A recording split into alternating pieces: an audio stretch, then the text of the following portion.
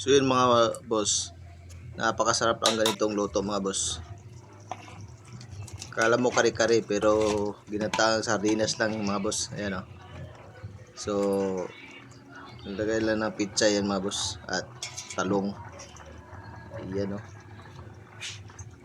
Napakasarap na ito mga boss.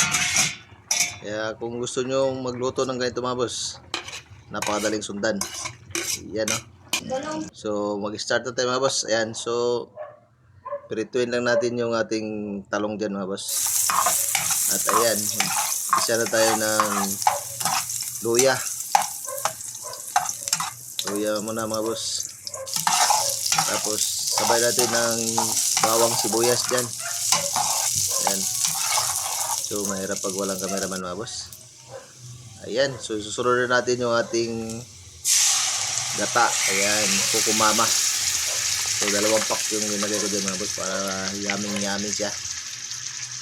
Ala kare-kare yung ating ginawa, pero ginisang sardinas, ano lang yan, ginataang sardinas lang yan mga boss, para maiba naman.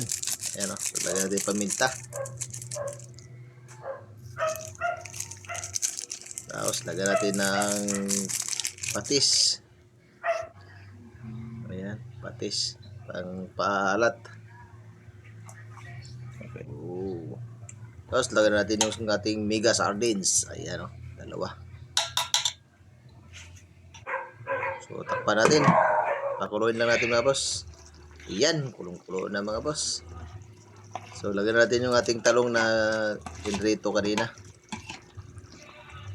Ayan. Tapos lagyan na rin natin yung pichay. Ayan ang pichay oh. Ayos mo. Ayan ang pichay. Lagyan natin, napakasarap na ito mga boss. Parang kare-kare din siya mga boss, pero ginataang sardinas talaga. Yan oh. Wow! Tapos lagyan natin ng sili para medyo maanghang. Ayan. Yun. Yan mga boss. Totoo na. Napakasarap. Napakanin na talaga tayo nito. Ayan. So lagyan natin sa kanin yung mga boss oh.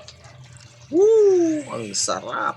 So maraming salamat sa lahat ng nakaabot sa dulo ng aking video. See you next video mga